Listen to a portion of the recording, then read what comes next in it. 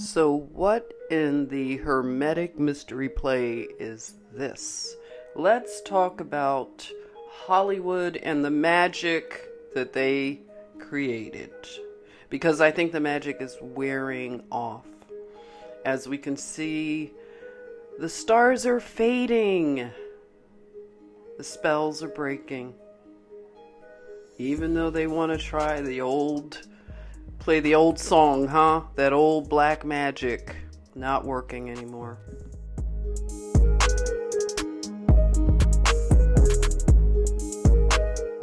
The muses in Hollywood, California, they've learned through systems of magic how to conjure and cast spells over the minds of many.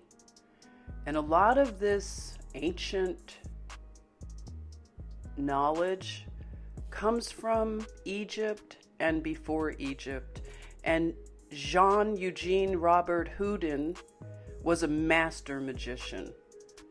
And I will cover him at another time. We did talk about mesmerism and the power to control the minds of people. California is the universe of the muses. It is a place of amusement, and that is where many go to achieve their dream of fame and becoming a star that never ages, forever young. And one of the validating rewards for the stars is to receive a statuette, an Oscar. This is the reward based on an Egyptian deity, Ptah. Ptah is the Egyptian creator god and supposedly gave life to all the gods. And the idol gods of Hollywood campaign to receive this ultimate recognition. Cedric Gibbons was the designer of the statuette. He became the art director for MGM. So in the 20s, he sketched the Oscar. He was a part of the in crowd. He was married to a famous actress, Dolores Del Rio, or she was known as Maria Negrete. From Mexico, she was a successful crossover. In fact, she's given the credit of being the first big crossover Latin American actress or star. And they enjoyed the Hollywood life. They had a beautiful home, the Art Deco scene in the 20s, and their home was a showplace. They were very proud of the decorative qualities of the home, and it was designed by a famous architect. He heavily influenced the golden age of Hollywood and the Art Deco aesthetic. So many of the sets of that age in the 1920s was his work. He competed to be the head of the art department at MGM against Ptah, who we are familiar with his beautiful artwork from that glamorous era.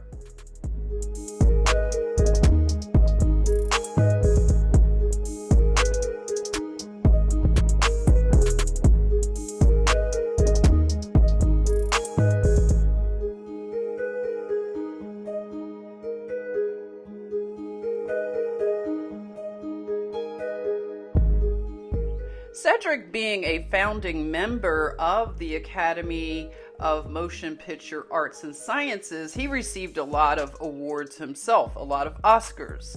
And he also has a directorial credit in a movie, Tarzan and His Mate.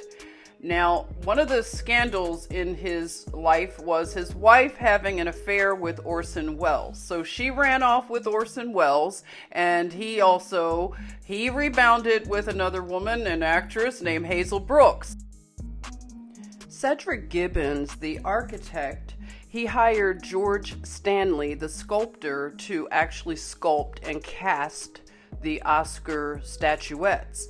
George Stanley was from Louisiana, actually a parish that the seat was named Crowley. And he also is credited with also sketching, or sculpting rather, the gateway to Hollywood, which is the muses at the Hollywood Bowl, the muse of music, dance, and drama. And he also did the sculpture at the Griffith Observatory, which is the astronomer's monument.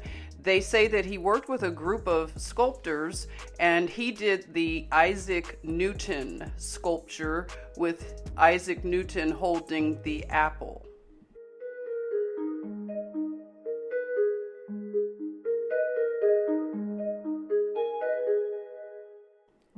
So this sculptor of the Oscar statuette grew up in Santa Cruz, California, a very magical place, and it is known for amusements and all kinds of things that tickle your fancy about the California dream, including surfing, which was introduced by the 3 Hawaiian princes, brought surfing to California, which became a big part of the culture.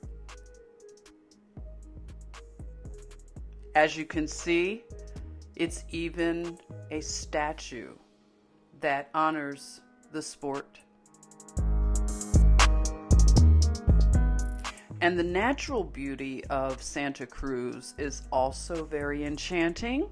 Santa Cruz has the #1 national monarch butterfly sanctuary.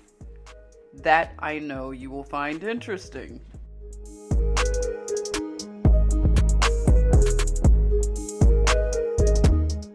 And it's also fitting that Santa Cruz is known for beauty pageants. This college town is a place where you can do so many things. How about an outdoor massage? And it's known as a laid-back, awesome place for the stoner hippies, the ones that are forever young, and a place where their flag is this flag right here. A place of so many amusements, so many ways to keep one distracted.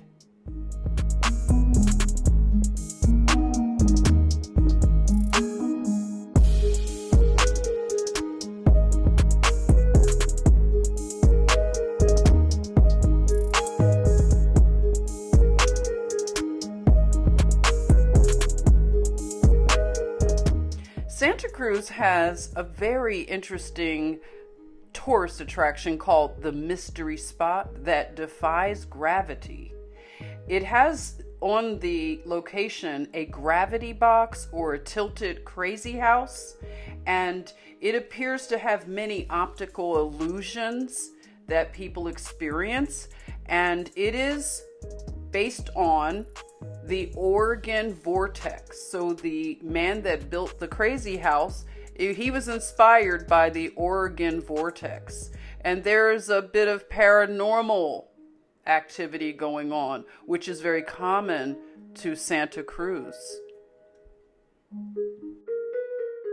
With all the fantasy in California that makes up the California dream, the natural beauty is almost unparalleled. California is definitely a place of magical beauty. A place where you would think you were a happy camper, right? Although there is a big exodus out of California, it remains a very beautiful place.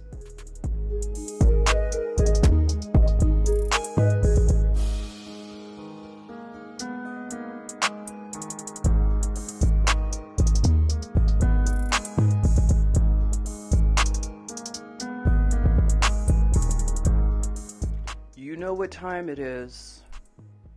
Yes, Oscars so black. What does it take for a black person to get one of these Oscars? Beginning with the genesis. Hollywood's first black Oscar winner, Hattie McDaniel. Hollywood's Mammy.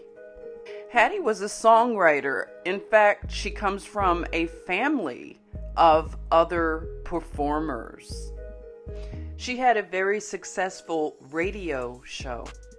Hollywood rewarded her well for consenting to being typecasted as the sassy maid, with notable lines such as, "I don't know nothing about birthing babies," and shilling for Hollywood. She considered it a very sincere place.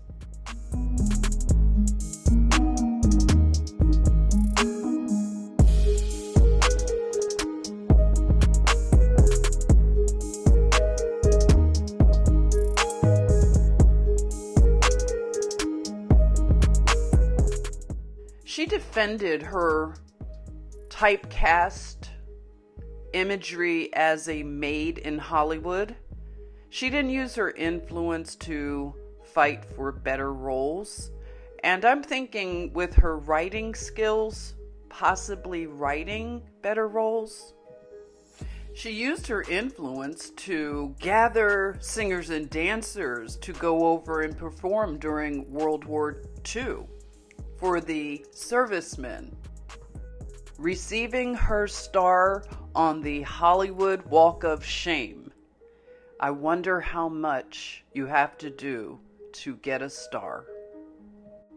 And with the right narrative, she becomes a Black history icon, even gracing a postage stamp. She fought to live in Los Angeles aristocracy's West Adams Heights, and she was known to have mansion parties. She had a 17-room mansion, and notables like Clark Gable was always at her parties. Hollywood did damage to her relationships, as they would say, her marriages. She had several, ended in divorce. Her last divorce, she blamed that her husband caused dissent on her radio show and that he was jealous of her Hollywood career.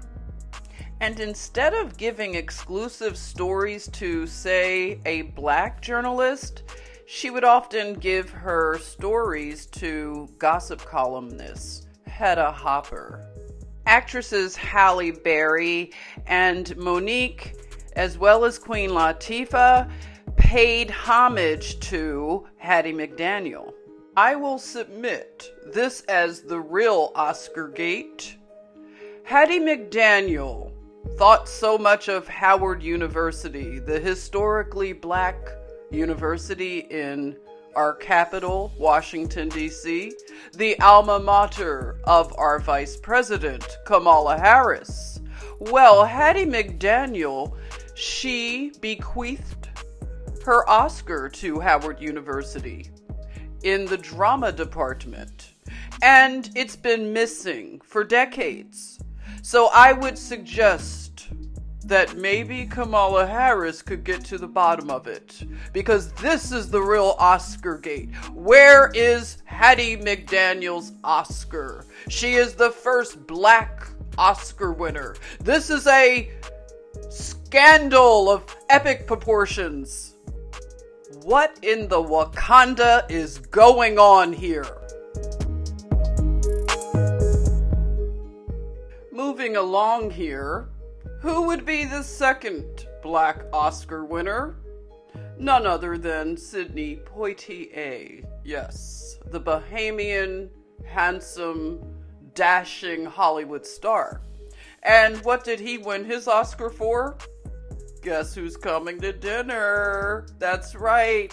Your daughter's dating Negrescence. Yes. Okay, time to sell the house. We're gonna have a problem now.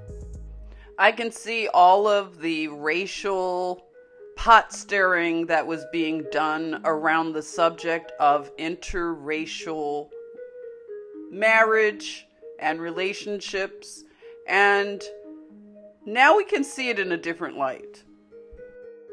Of the notable Black Oscar winners, I'm thinking about Halle Berry up next, who she fits into the tragic mulatto trope, the beauty queen, the beautiful child, and she gets launched out after the beauty pageant highway, cheerleader, popular girl. You know, these things don't stop. And she was on a TV show, actually, that I loved when I was growing up. And it was about models. It was called Living Dolls. And Leah Remini actually was on this show. Interesting, the Scientology of it all. But Halle, rather, I was about to say Callie. Halle, she casted a spell of beauty as well as hair magic over so many, and her spells are still seen in terms of the hair magic. I see her influence in hairstyles in the Black community. Very unsuccessful in the relationship department, with many divorces and just lots of drama there. She is able to maintain a long career and get some coveted roles, such as the Catwoman.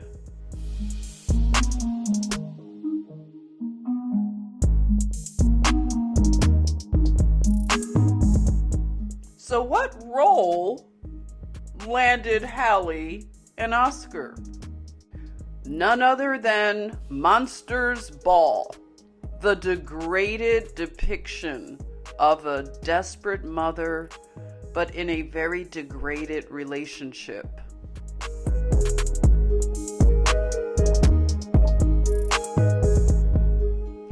Now we are witnessing the aging of the stars, and I would also submit that Generation X and the baby boomers are the last of the Hollywood stars.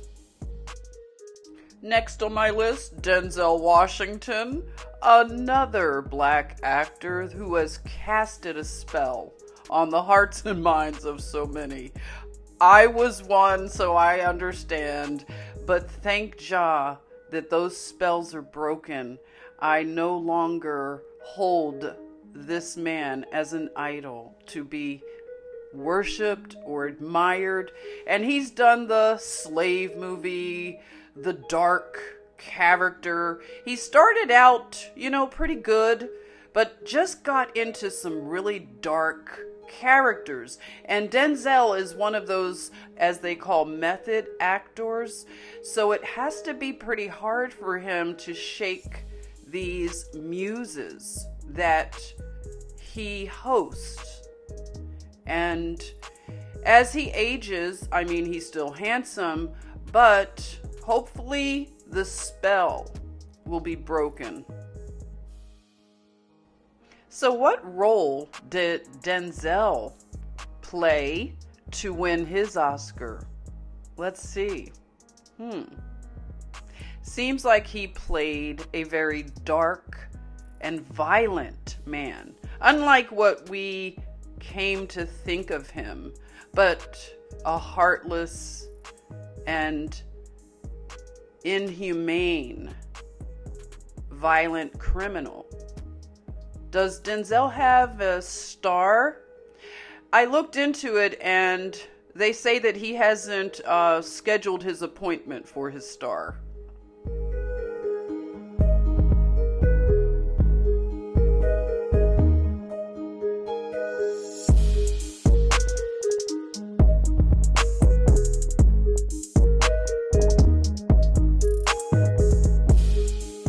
This tight-knit yet not so tight-knit brotherhood, sisterhood of Black Hollywood seems to be imploding. I happen to believe that the conflict is real.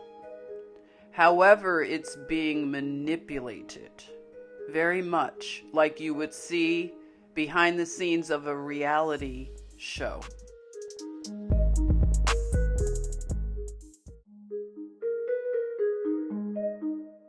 These Hollywood friendships are very fragile due to the competitive nature of Hollywood. And as the black Hollywood actors complain all the time of scarcity of roles, yet they play roles that are very degrading. But there's a lot of envy that is involved in these friendships. Before getting to Will Smith, who I'm calling the terminal Oscar winner, let's talk about Monique and what she did to win her Oscar. It was such a disturbing movie, Precious, that I refused to watch it. You know, so much abuse and incest even. And she fell out with many of the black Hollywood people, such as Oprah, Lee Daniels, and possibly Tyler Perry. Speaking of violence and abuse, Will Smith, unfortunately, his legacy will be forever attached to images of him hitting another man. And the director or producer, Will Packer, of this year's Oscars, you know, he made some sort of prophetic social media posts, as well as actually Will. And I looked on Black Twitter to see what the temperature of the room was. And there was a lot of coddling of Will initially and his feelings and just this whole kind of social justice thing about black men or black people in general always at a low boil and can reach a high boil of emotional outburst, which the violence and abuse is excused. Will's mother, who continues to live in Philadelphia, she claimed to be shocked by her son's performance on such a large world stage, which has to be horrendous that his legacy is now this performance. As well as his siblings, who seem like regular Philly Johns. This stuff affects everybody in a family when someone is as big a star as Will Smith. It seems that Will doesn't have an easy personality, judging from some of the other conflicts he's had, namely the Aunt Viv kind of debacle. But being from Philadelphia myself, I initially thought of Will one way, but over time, I witnessed how Hollywood really changed him, it seems. Will's breakout launching movie, 6 Degrees of Separation, was also very disturbing in terms of a theme of this mysterious black man that appears in New York City to a couple, a very affluent couple, art dealers, and he was such a grifter, he got the high society people to believe he was Sidney Poitier's son. And this role just shows such a duality that is extremely disturbing. Themes such as chaos and control.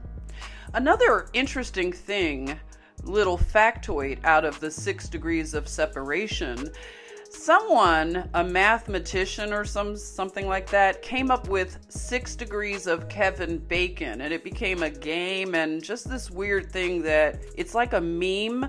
And one other interesting connection is Kevin Bacon is also from Philadelphia. Seems like Will spends a lot of time in Laurel Canyon, wink. His movies are very dystopic, futuristic, the whole spacey thing and robotic and very Scientology inspired. That iRobot, very disturbing as well. You could see them in the containers. And he always seemed to want this Oscar so badly. Will is connected to the Church of Scientology, but he and Jada deny those claims, but there's so much information out there to show their connection. But there's so much UFO, alien, space stuff that's attached to this religion. As evidenced by seeing Willow Smith, his daughter, become the spokesmodel for Terry Mugler's perfume called Alien. And Jaden Smith, he is now a fashion icon, blending gender as a woman's spokesperson for Louis Vuitton. The power couple, Hollywood, black family, successful, the enviable power couple and Hollywood family image crumbled a lot earlier than the Red Table Talk, we could agree. Will had some pretty bold admissions in some interviews early on where he'd like to have a harem. Yes, how cute, right? A harem. And in his harem, he'd like Halle Berry and Misty Copeland to be in the harem. And real or imaginary, it seemed that Jada was okay with it. She thought it was cute too. I guess Jada said, "Hold my soul cracker," as she got entangled with a young soul. A broken soul.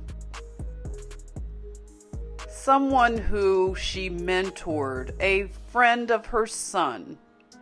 And it turned out to be very, very disturbing, predatorial, and it wound up at the infamous Red Table. This Red Table was so hurtful, so cringy, so embarrassing, secondhand embarrassment, everything you can imagine. Traumatic to witness the unraveling of this power couple, this Hollywood family. No one cheers these kind of things because some of us have broken family trauma in our own lives. We don't want to see this and be re-traumatized. Fake.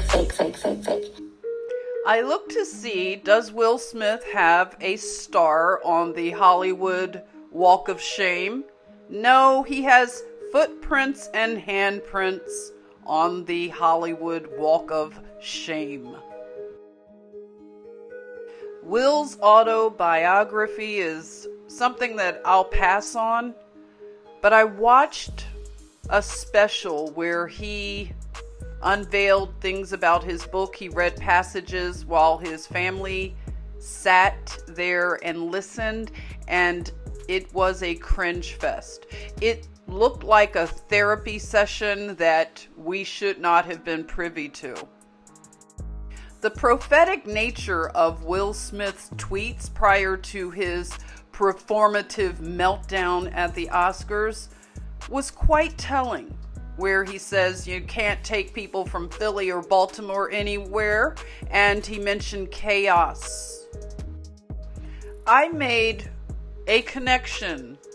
Maybe it takes a Philadelphian to make these kind of connections, but the Bill Cosby, the Will, the Bill, the Illadelph of it all, and the wives.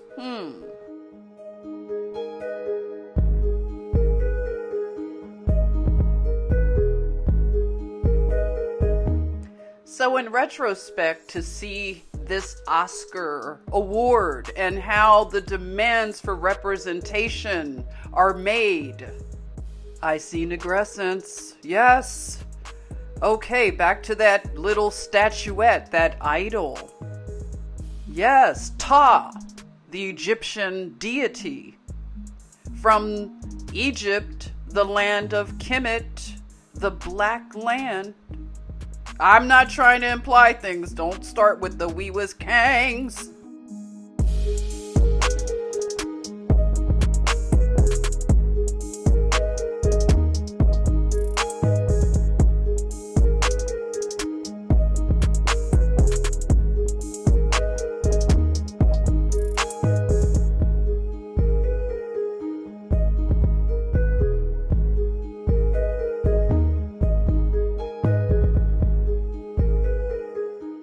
This was the year for Questlove of the Roots, Philadelphia's own Neo Soul King. Well, he was recognized. He received an Oscar. Well, another Philadelphian kind of overshadowed it. But Philly was really representing. Kind of odd, huh? The black and white duality at play, the checkerboard game, and the demands to be included. Oscar's so white. Remember the pot staring that Spike Lee and Jada started? Because Will wasn't invited or something like that. Hi, today is Martin Luther King's birthday. And I can't help but ask the question, is it time that people of color recognize how much power, influence that we have amassed, that we no longer need to ask to be invited anywhere? I ask the question, have we now come to a new time and place where we recognize that we can no longer beg for the love, acknowledgement, or respect of any group?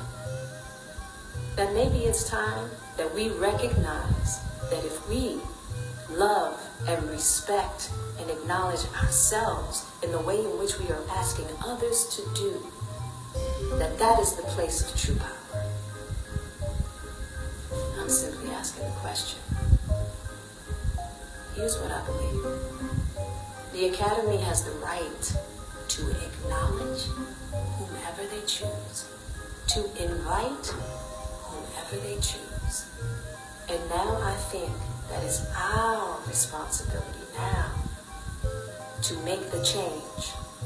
Maybe it is time that we pull back our resources and we put them back into our communities, into our programs, and we make programs for ourselves that acknowledge us in ways that we see fit, that are just as good as the so-called mainstream ones. I don't know. Here's what I do know. Begging for acknowledgement or even asking diminishes dignity and diminishes power. And we are a dignified people and we are powerful. And let's not forget it. So, let's let the Academy do that with all grace and love. And let's do us differently. I got nothing but love. Hey, Chris, I will not be at the Academy Awards and I won't be watching. But I can't think of a better man to do the job at hand this year than you, my friend. Good luck. And to the rest of you, nothing but love, always.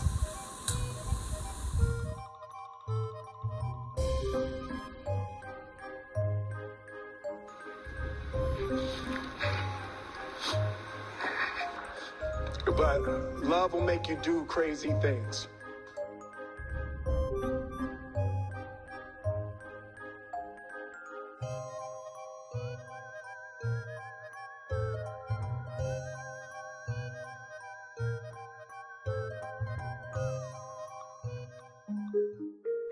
Many are coming to realize that the trinkets and prizes that Hollywood offers, the price is too high. The soul peddling, the soul cracking, it's too much. And my heart goes out to all involved in these rituals of humiliation, these oaths, everything that's been done for fame. And at the end of it, these deities really turn on their host and leave them shipwrecked. And it's not worth it at the end. The spell that Will Smith cast on hearts and minds has been broken. It broke at the red table. My heart wants the spell over Will's heart and mind to be broken. It seems like someone's put some roots on this guy, as they used to say. Work some love spells, possibly. Because Will, love isn't supposed to make you do crazy things like that. To implode your legacy as you are now older. I sure hope that you have some prayer warriors in your family back in Philadelphia. Some prayer warriors that are equipped for the spiritual warfare that is required.